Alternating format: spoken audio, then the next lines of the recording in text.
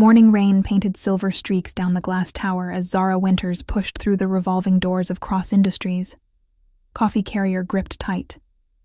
Her sneakers squeaked against marble floors that probably cost more than her entire year's rent. 24 and invisible. That's how she survived in places like this. The elevator ride to the 35th floor felt like ascending into another world. She caught her reflection in the polished steel. Auburn hair tied back, navy polo wrinkled at the edges, eyes that hadn't sparkled in 2 years. Not since her mother's diagnosis. Not since MIT became a memory she couldn't afford. The reception area screamed power. Floor-to-ceiling windows, black leather, art that cost more than lives. "Coffee delivery," she announced. The receptionist barely looked up. "Mr. Cross, last door. 20 minutes until his board meeting." Zara's steps sank into carpet that swallowed sound. The hallway walls displayed Cross Industries' conquests, ribbon cuttings, tech innovations, an empire built before 30. And there he was in every photo. Damen Cross, dark hair, steel eyes, the boy genius who never failed. She knocked. "Come in." The office stole her breath. Windows on 2 walls, leather furniture arranged like a throne room, and behind the massive desk, him, taller than his pictures suggested, shoulders that filled his charcoal suit like armor, hair slightly wild, as if he'd been fighting battles in his own head. "Coffee delivery." Her voice came out steadier than she felt. "Black with an extra shot. Cappuccino with oat milk." He looked up. Their eyes locked. Something shifted in the air between them. Something dangerous. "By the window," he said, voice rough with exhaustion or something deeper. She moved forward, and that's when her world tilted. Her messenger bag shifted. Papers exploded across the floor like scattered secrets. "No, no, no." She dropped to her knees, cheeks burning. "Let me help." Suddenly he was beside her. Close. Too close. The scent of expensive cologne mixed with something warmer. Human. His hands moved carefully, gathering her scattered documents, and then he stopped. His expression changed. Sharp focus replaced polite distance. "These are patent applications." He studied the pages. Quantum computing interfaces, very sophisticated ones. Her mouth went dry. The annotations in the margins. He stood, pulling her up with him. "Someone's been making corrections, improvements to the original designs." His eyes found hers. "This handwriting matches your delivery slip." Heat crawled up her neck. Months of careful separation. 2 worlds she'd kept apart, crumbling in his office. "I just deliver what they give me." Zara Winters. He moved to his laptop, typed quickly. His eyebrows rose. MIT, class of 2019. Dropped out final semester. Thesis on quantum classical interfaces. He looked up. 3 months from graduating with highest honors. The silence crushed her. "That was a long time ago," she whispered. "I deliver coffee now." "That's all. Why?" One word, heavy as gravity. She clutched the papers to her chest.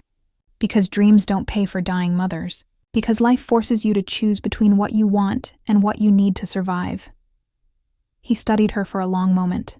When he spoke, his voice was softer. "What if you didn't have to choose anymore?" She backed toward the door. "I should go." "I have a proposition for you, Zara Winters." She turned.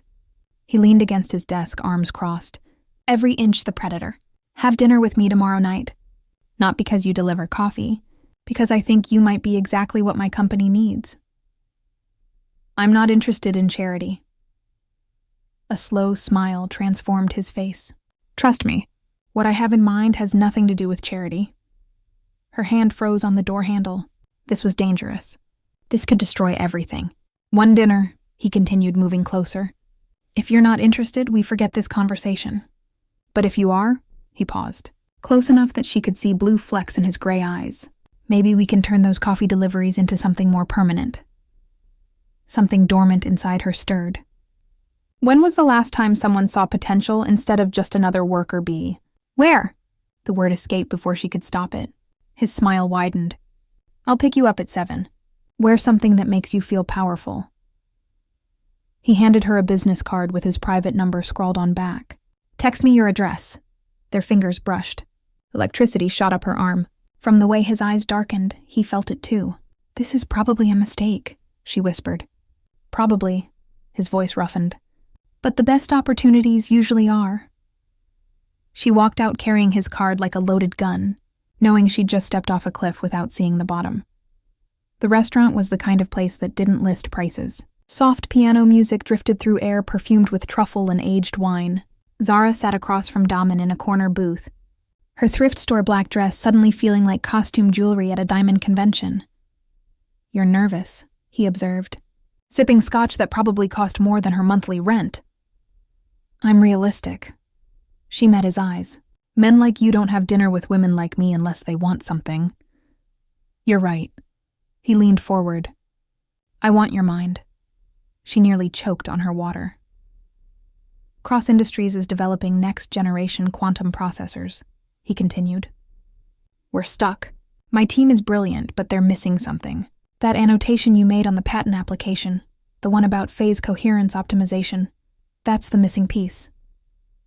So hire me as a consultant. I want more than that." His eyes held hers. "I want you to finish your degree. I'll cover tuition, living expenses, everything.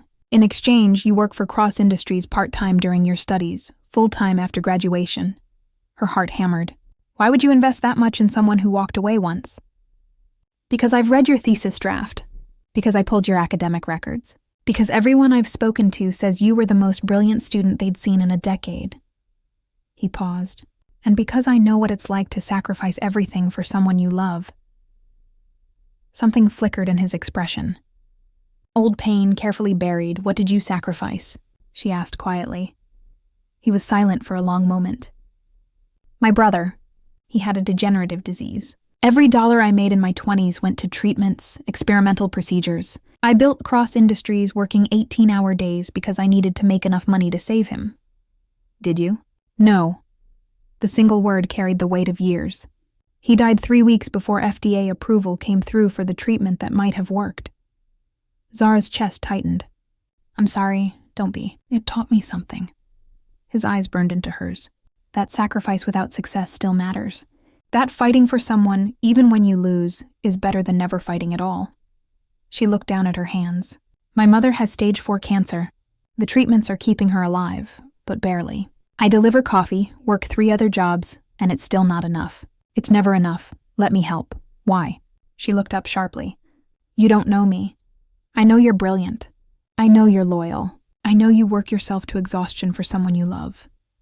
He reached across the table, his hand stopping just short of hers. "And I know that look in your eyes. The one that says you're drowning but too proud to grab the rope." Tears threatened. She blinked them back. "What's the catch?" "There's always a catch. The catch is that you'll owe me nothing. This isn't charity, Zara. It's investment. You finish your degree, you work for my company, and we both win. And if I fail, if I can't deliver what you need," his smile was sharp, "you won't fail. Failure isn't in your vocabulary." She stared at him, this stranger offering her everything she'd lost, wrapped in expensive suits and dangerous confidence. Every instinct screamed trap. But desperation made people do foolish things. "I need to think about it." "Fair enough." He signaled for the check. "I'll have my lawyers draw up a contract. Read it. Take your time. But Zara." He stood buttoning his jacket. "Don't take too long. Your mother doesn't have time." The words hit like a slap. Not cruel, just true. He drove her home in a car that purred like a satisfied cat. The rain had stopped, leaving the city washed clean and glittering. When they pulled up outside her apartment building, shabby and crumbling beside its neighbors, she felt the weight of the distance between their worlds. "Thank you for dinner," she said. Reaching for the door, "Zara," she turned. He was watching her with an intensity that made her skin warm.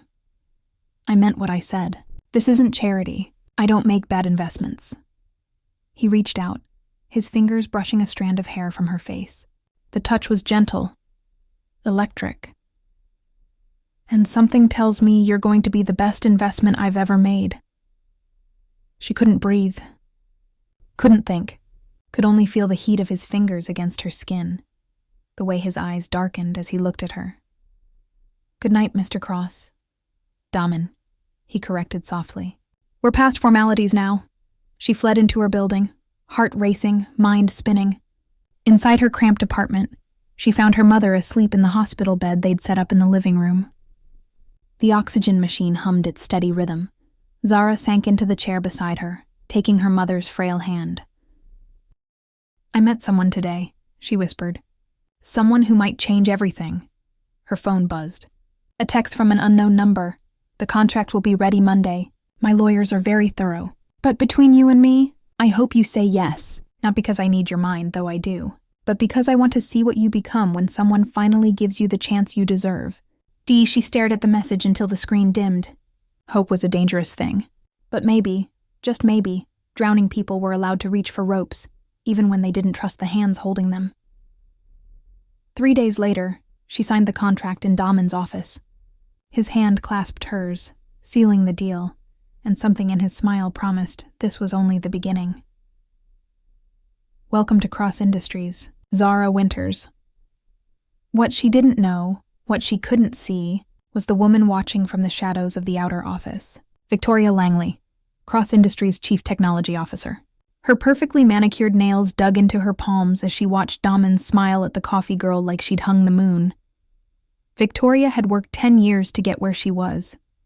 10 years of sacrifice and strategy, and she'd be damned if some nobody with a pretty face and a sad story was going to take what was rightfully hers. The game was just beginning. And Victoria always played to win. 6 months changed everything. Zara stood in the Cross Industries lab, equations flowing across digital screens like liquid light. The quantum processor hummed before her, circuits she'd designed glowing with potential. MIT had welcomed her back with open arms. Damen's investment had given her mother access to experimental treatments. For the first time in years, she could breathe. Beautiful, isn't it? She turned. Damen leaned against the doorframe, tie loosened, sleeves rolled up. He'd started staying later, always finding reasons to check her progress. Their conversations had evolved from professional to personal, crossing lines neither acknowledged, but both felt. "We're close," she said. "Another week, maybe 2, and we'll have a working prototype." He moved closer, studying the screens over her shoulder. Close enough that she could feel his warmth. "You've exceeded every expectation. That's what you paid for. Is that all this is?" His voice dropped lower. "A transaction?" She turned, finding herself trapped between the console and his body. What else would it be? "You tell me." His hand came up, fingers tracing her jawline. "Because these late nights, these moments when we forget there's a world outside this lab, they don't feel like business to me." Her breath caught. "Damen, say the word and I'll stop. Say you don't feel this thing between us and I'll go back to being just your boss." She couldn't, because she did feel it. The electricity when they touched, the way his laugh made her chest warm. The dangerous, terrifying realization that she was falling for a man who existed in a different universe. This is complicated. The best things are. He leaned in, his lips a breath from hers. "I don't do complicated. I don't mix business and personal. But you," his thumb brushed her lower lip, "you make me want to break every rule I've ever made." The kiss was inevitable.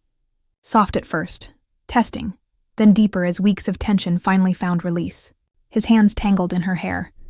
Her fingers gripped his shirt.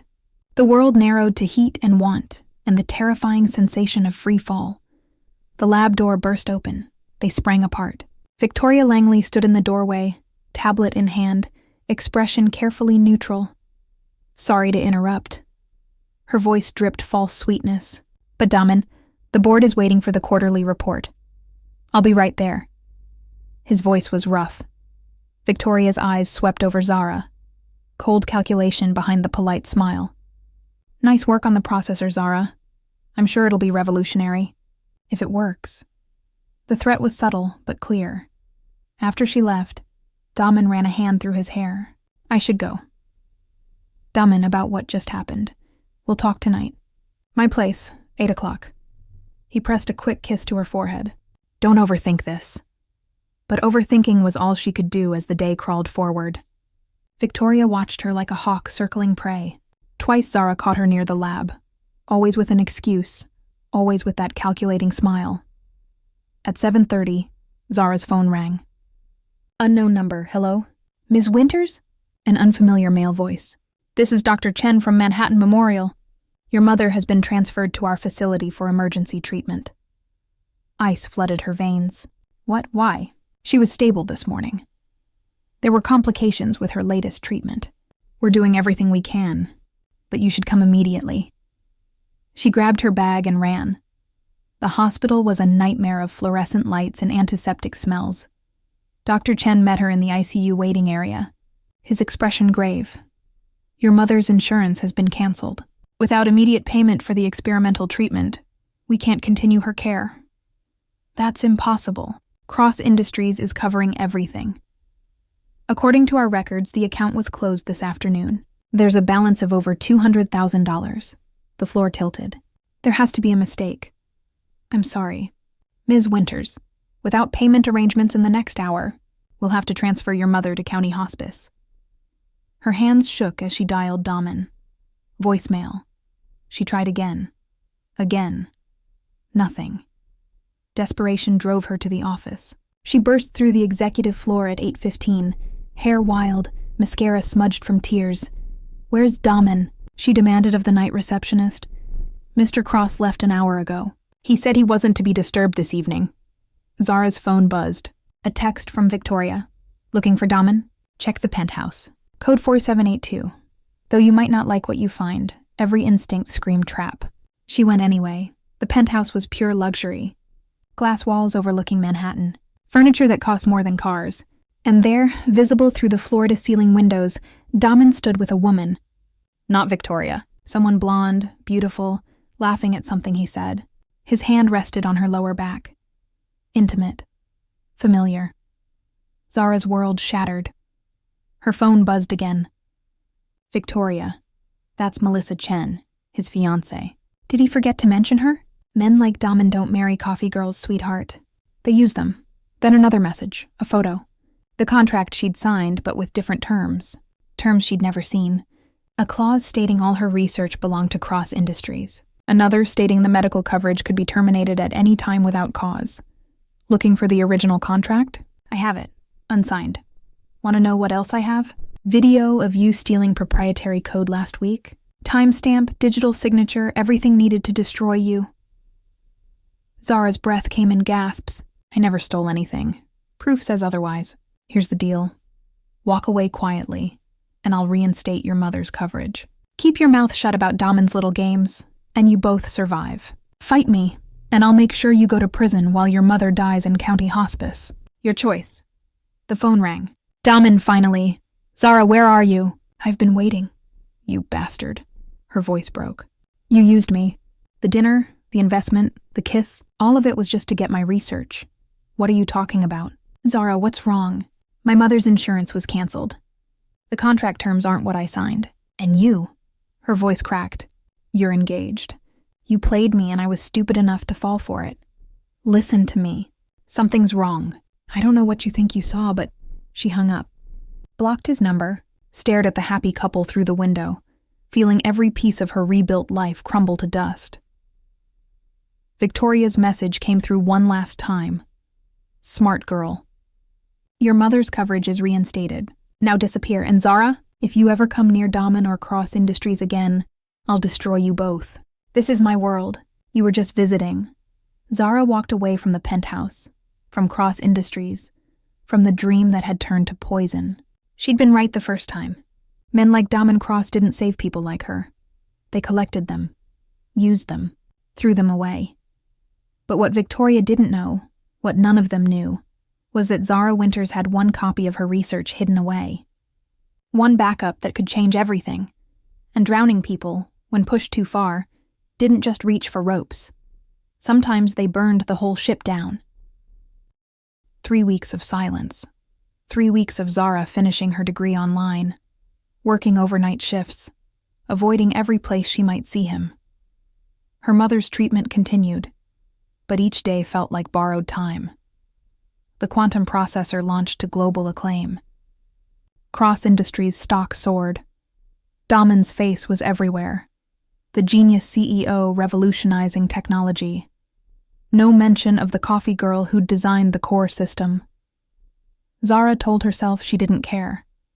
Told herself the hollow ache in her chest was just exhaustion. She was lying.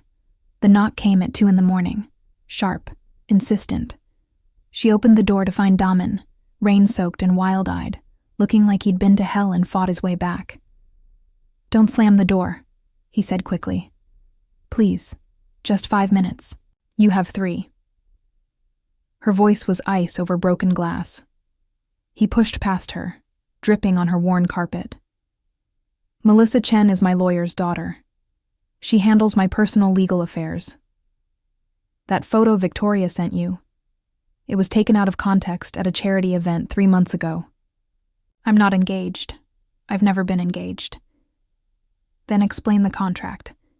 Explain why my mother's coverage was pulled." "I can't." Frustration edged his voice. "My lawyers have been investigating. Someone altered your contract terms in the system after you signed. Someone canceled your mother's insurance authorization. Someone has been systematically sabotaging you." "Victoria, I can't prove it yet. She's too careful." "But Zara, you have to believe me. None of what she showed you was real." "The research clause was real. Everything I created belongs to Cross Industries. That's standard in any employment contract. But the original terms included full credit attribution and profit sharing. Someone changed that too."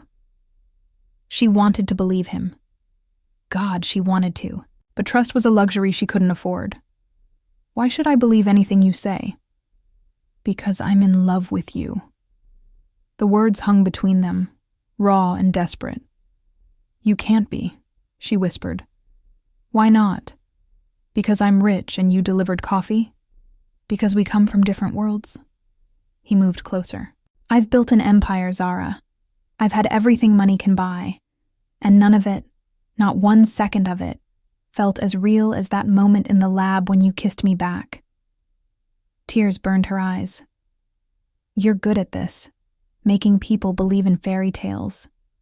Look at me." He cupped her face, forcing her eyes to his.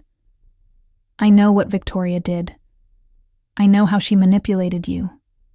And I know you have a backup of your research hidden somewhere because you're too smart not to have insurance." Her stomach dropped. "I don't know what you're talking about." "Yes, you do. And you're planning something.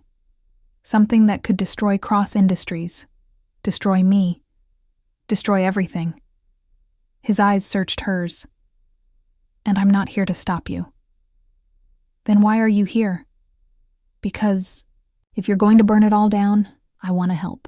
Victoria doesn't just have dirt on you.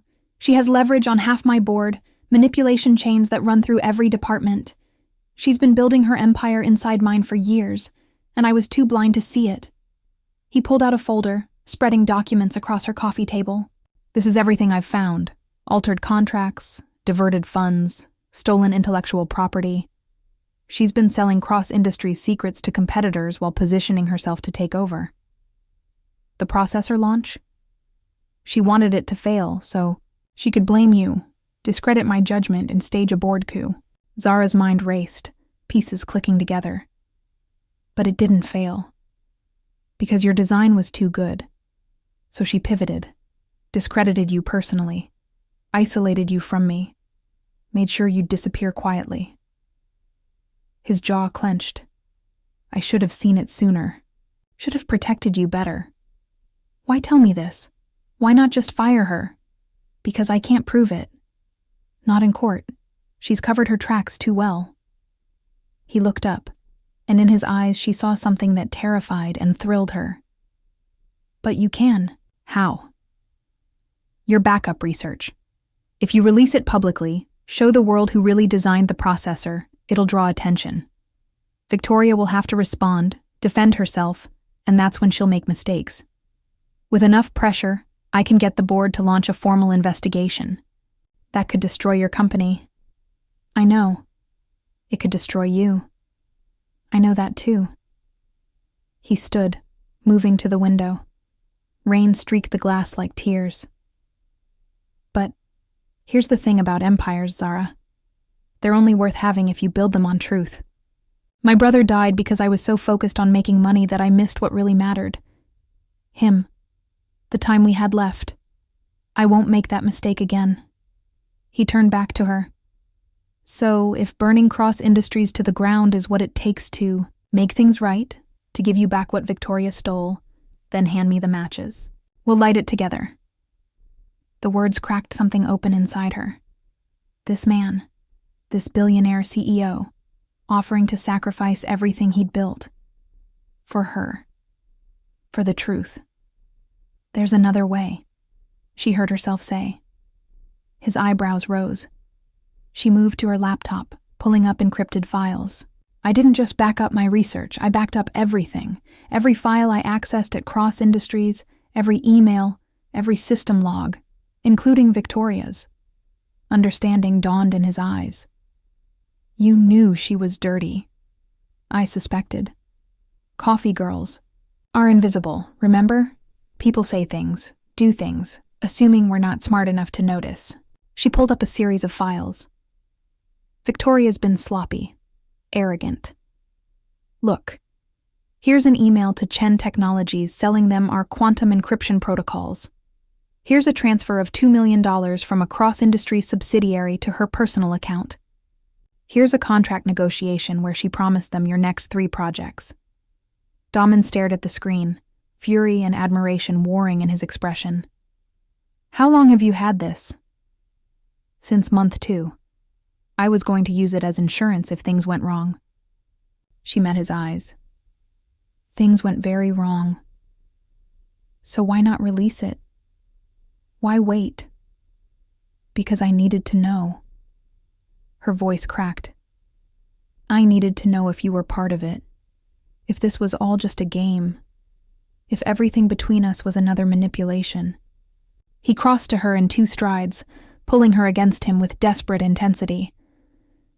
It was never a game. From the moment you spilled those papers in my office, you've been the realest thing in my life.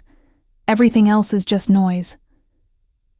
His kiss was fierce, claiming, a promise sealed in heat and want. She kissed him back, pouring weeks of pain and longing into the connection, feeling his heart hammer against hers. When they finally broke apart, both breathing hard, he pressed his forehead to hers. What do we do now? She pulled back, steel in her spine. We take her down. Together. But Damen, if we do this, there's no going back. Your reputation will take hits. The board will question your judgment. Some people will always wonder if you knew. Let them wonder. His smile was sharp as a blade. I'm done playing by rules written by people who think power means hurting others. Victoria wanted a war. Let's give her one. They spent the rest of the night strategizing. At dawn, they had a plan. Brutal. Precise. Guaranteed to work. Zara would return to Cross Industries, confronting Victoria publicly with the evidence. Damen would call an emergency board meeting. Together, they'd expose everything. Consequences be damned. As the sun rose over the city, Damen pulled her close one last time. Whatever happens today, I need you to know something. This, us, it's not about the company or the research or anything else. If I lose everything, if this all falls apart, as long as I have you, I'm still the richest man alive. She kissed him softly. Then let's go make sure you stay rich, Mr. Cross. They walked into Cross Industries at 9 sharp, hand in hand, ready for battle. Victoria was waiting. The boardroom fell silent as Zara entered, Damen at her side. 12 pairs of eyes tracked their joined hands like wolves scenting blood. Victoria sat at the far end, perfectly composed in ice blue Armani, a smile playing at her lips. Zara, what a surprise. Her voice dripped poison honey. I thought we had an understanding.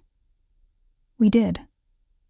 Zara moved to the presentation screen, USB drive in hand.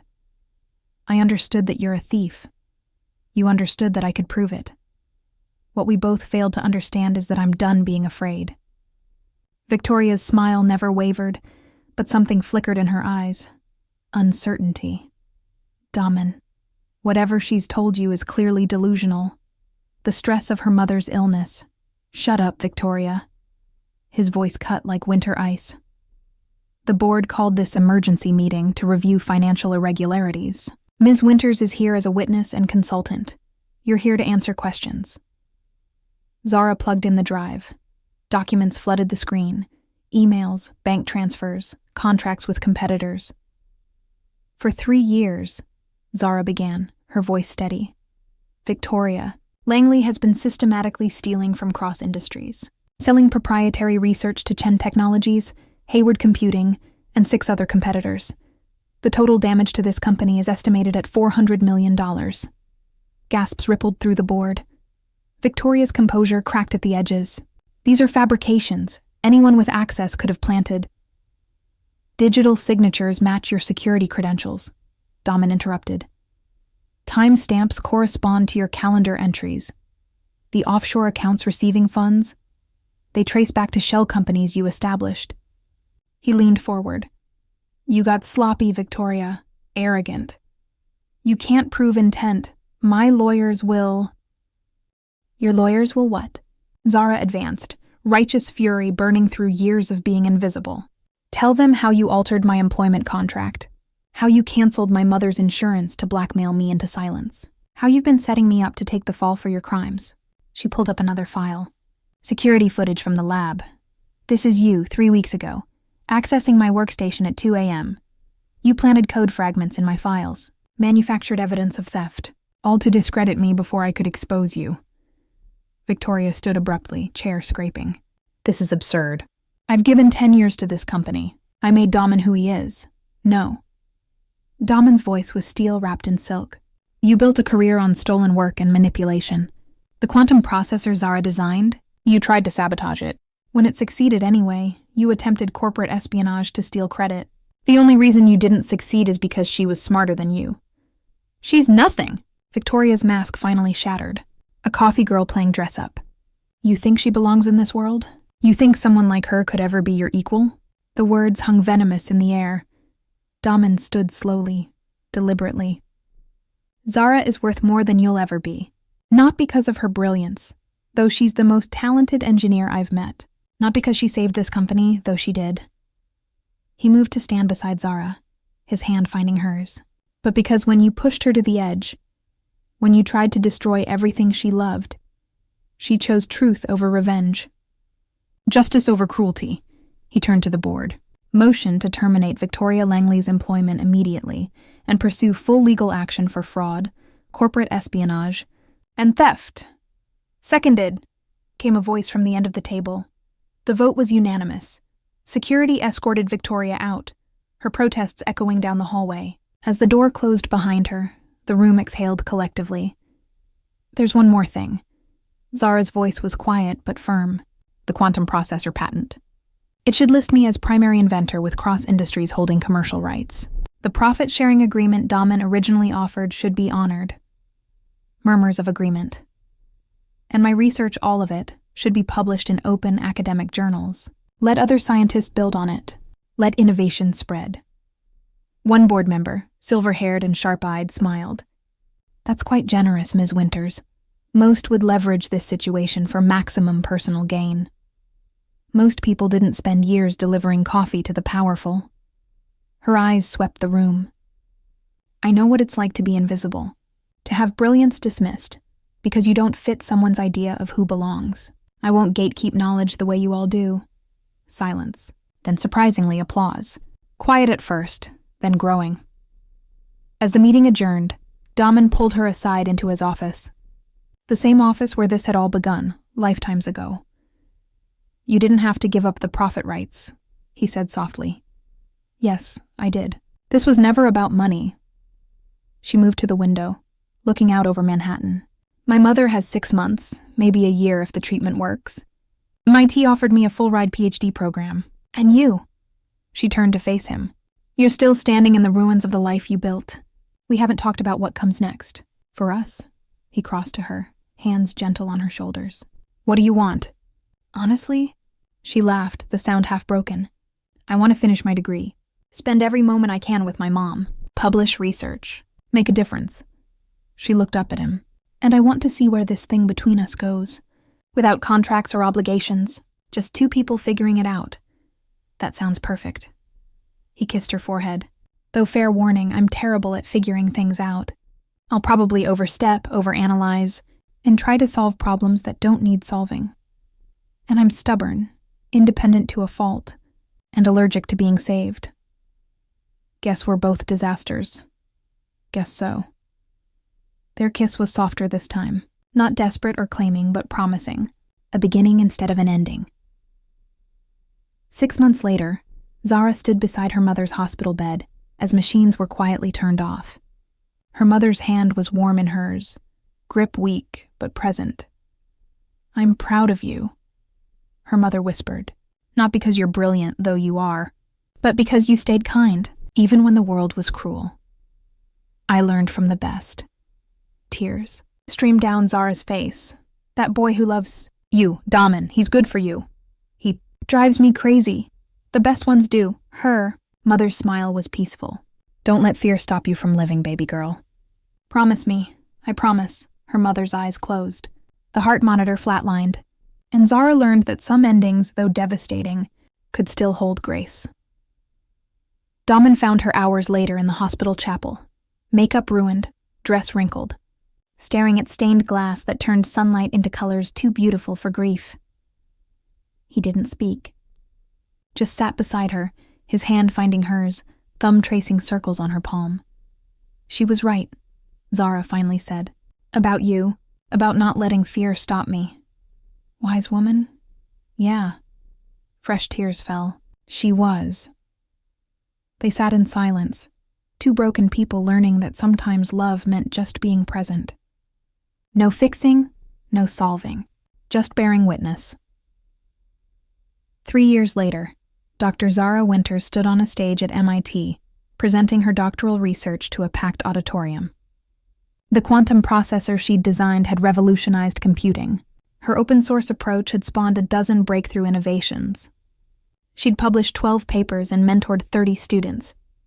In the front row, Damen watched with unmistakable pride. Afterward, as they walked through campus where her journey had once derailed, he pulled her close. "Your mom would be proud. She'd mostly be proud I finally learned to accept help without feeling guilty. That too." He stopped under an oak tree, autumn leaves falling like golden rain. "I have something for you." He pulled out a small box. Inside, a ring, simple platinum band with a single diamond that caught light like captured stars. "I'm not good with words," he began. "I'm controlling and overprotective, and I'll probably always try to solve your problems before you ask. But Zara," his voice roughened, "you made me believe in something more than success. You taught me that empires built on truth matter more than ones built on ambition, and every day with you is better than every achievement I had before you." She stared at the ring, at him, at the future spreading before them like undiscovered country. That was actually pretty good with words. "So, is that a yes?" "It's a maybe we figure this out together and see what happens." He laughed. "I'll take it." The kiss tasted like autumn and promise and hard-won happiness. Around them, students rushed past, chasing dreams and deadlines, oblivious to the quiet miracle of two scarred people learning that sometimes falling off cliffs led to learning how to fly. That night, in the apartment they now shared, Zara stood by the window watching city lights blur into constellation. Damen's arms wrapped around her from behind, chin resting on her head. "Do you ever regret it?" he asked. "All of it. The pain, the sacrifice, the mess." She thought about her mother's laugh. Victoria's betrayal. The moment she'd scattered papers across his office floor and changed both their lives. "No," she said finally. "It broke me. But the breaking let light in. Poetic. I have my moments." They stood in comfortable silence, two people who'd fought their way from opposite worlds to find each other in the middle. Not perfect, not healed, but whole in the ways that mattered. Outside, rain began to fall. The same kind of rain that had painted streaks down glass towers the day a coffee girl had walked into a billionaire's office. The same rain that had witnessed the beginning of everything. Some stories end with happily ever after. But the best ones, the truest ones, end with two people choosing each other despite the odds, choosing truth over comfort, choosing love over fear. And in the end, that was enough. That was everything. The end.